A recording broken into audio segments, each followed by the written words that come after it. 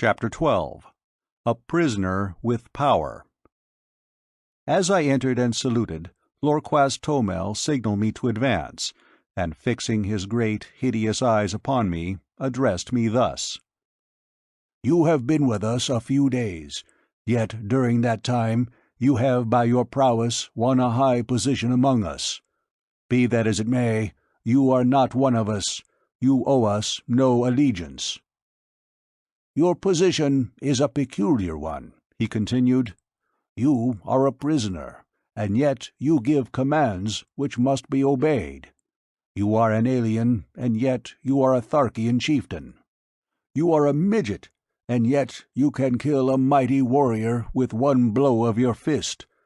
And now you are reported to have been plotting to escape with another prisoner of another race, a prisoner who, from her own admission, half believes you are returned from the Valley of Dor. Either one of these accusations, if proved, would be sufficient grounds for your execution. But we are a just people, and you shall have a trial on our return to Thark, if Tal Hajus so commands. But," he continued in his fierce, guttural tones, "if you run off with the Red Girl, it is I who shall have to account to Tal Hajus.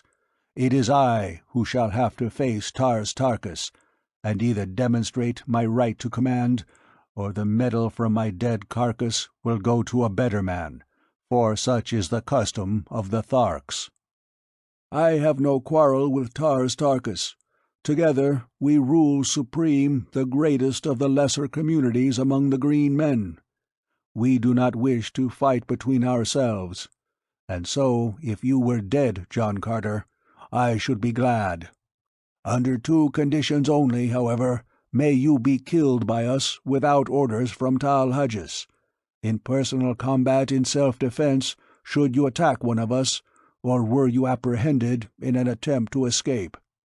As a matter of justice, I must warn you that we only await one of these two excuses for ridding ourselves of so great a responsibility. The safe delivery of the Red Girl to Tal Hajus is of the greatest importance. Not in 1,000 years have the Tharks made such a capture. She is the granddaughter of the greatest of the Red Jedaks, who is also our bitterest enemy. I have spoken. The Red Girl told us that we were without the softer sentiments of humanity, but we are a just and truthful race. You may go." Turning, I left the audience chamber. So this was the beginning of Sarkoja's persecution. I knew that none other could be responsible for this report which had reached the ears of Lorquas Tomel so quickly, and now I recalled those portions of our conversation which had touched upon escape and upon my origin. Sarkoja was at this time Tars Tarkas' oldest and most trusted female. As such, she was a mighty power behind the throne, for no warrior had the confidence of Lorquas Tomel to such an extent as did his ablest lieutenant, Tars Tarkas. However, instead of putting thoughts of possible escape from my mind, my audience with Lorquas Tomel only served to center my every faculty on this subject.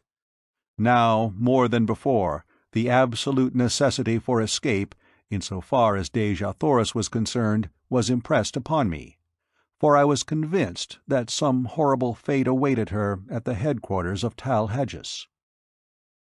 As described by Sola, this monster was the exaggerated personification of all the ages of cruelty, ferocity, and brutality from which he had descended. Cold, cunning, calculating. He was also, in marked contrast to most of his fellows, a slave to that brute passion which the waning demands for procreation upon their dying planet has almost stilled in the Martian breast. The thought that the divine Dejah Thoris might fall into the clutches of such an abysmal atavism started the cold sweat upon me. Far better than we save friendly bullets for ourselves at the last moment, as did those brave frontier women of my lost land, who took their own lives rather than fall into the hands of the Indian braves. As I wandered about the plaza, lost in my gloomy forebodings, Tars Tarkas approached me on his way from the audience chamber. His demeanor toward me was unchanged, and he greeted me as though we had not just parted a few moments before. "Where are your quarters, John Carter?" he asked. "I have selected none," I replied. "It seemed best that I quartered either by myself or among the other warriors, and I was awaiting an opportunity to ask your advice. As you know," and I smiled, "I am not yet familiar with all the customs of the Tharks." "Come with me," he directed, and together we moved off across the plaza to a building which I was glad to see adjoined that occupied by Sola and her charges.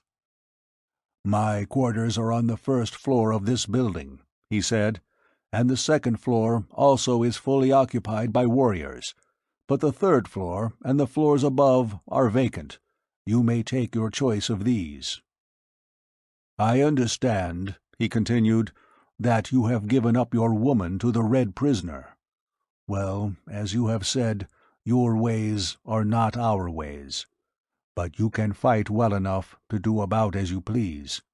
And so, if you wish to give your woman to a captive, it is your own affair.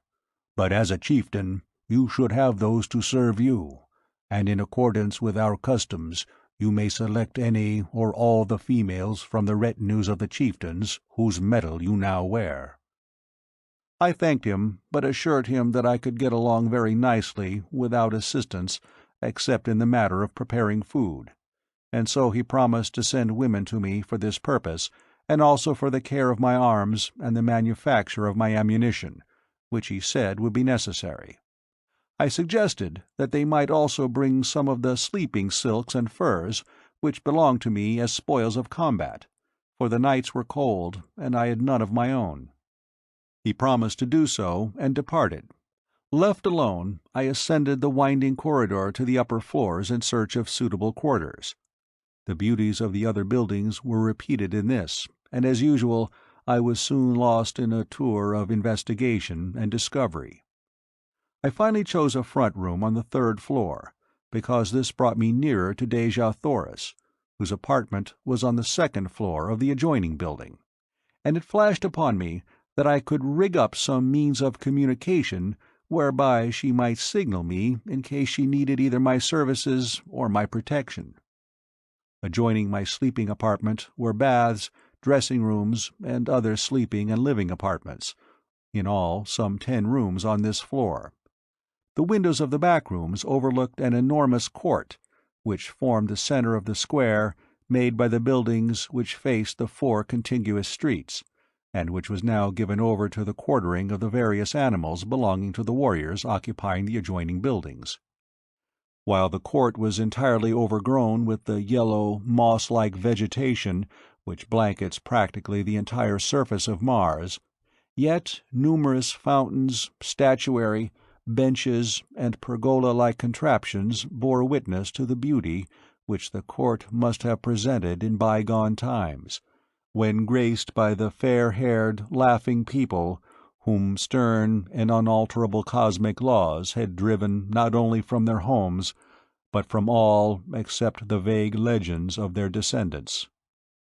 One could easily picture the gorgeous foliage of the luxuriant Martian vegetation which once filled this scene with life and color, the graceful figures of the beautiful women, the straight and handsome men, the happy, frolicking children, all sunlight, happiness, and peace.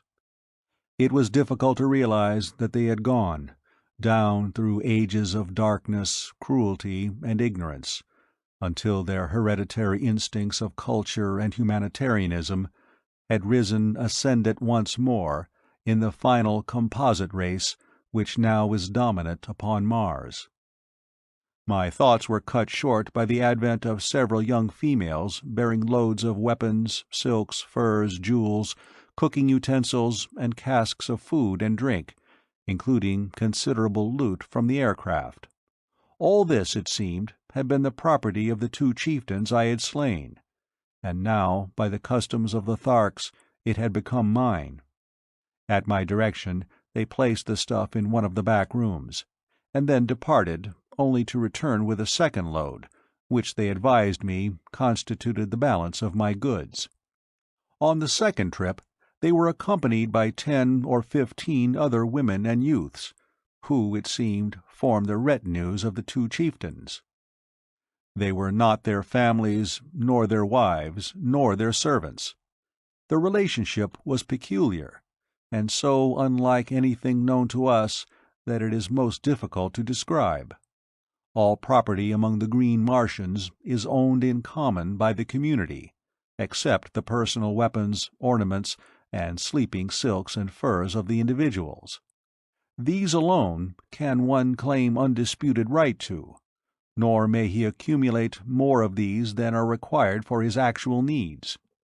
The surplus he holds merely as custodian, and it is passed on to the younger members of the community as necessity demands.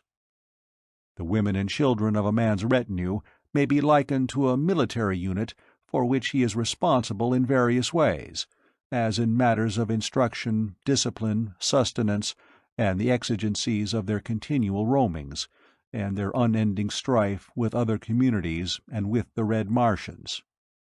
His women are in no sense wives. The Green Martians use no word corresponding in meaning with this earthly word. Their mating is a matter of community interest solely, and is directed without reference to natural selection. The Council of Chieftains of each community control the matter as surely as the owner of a Kentucky racing stud directs the scientific breeding of his stock for the improvement of the whole. In theory it may sound well, as is often the case with theories, but the results of ages of this unnatural practice, coupled with the community interest in the offspring being held paramount to that of the mother, is shown in the cold, cruel creatures, and their gloomy, loveless, mirthless existence. It is true that the Green Martians are absolutely virtuous, both men and women, with the exception of such degenerates as Tal Hagis, but better far a finer balance of human characteristics even at the expense of a slight and occasional loss of chastity. Finding that I must assume responsibility for these creatures, whether I would or not, I made the best of it and directed them to find quarters on the upper floors, leaving the third floor to me. One of the girls I charged with the duties of my simple cuisine, and directed the others to take up the various activities which had formerly constituted their vocations. Thereafter I saw little of them, nor did I care to. End of Chapter 12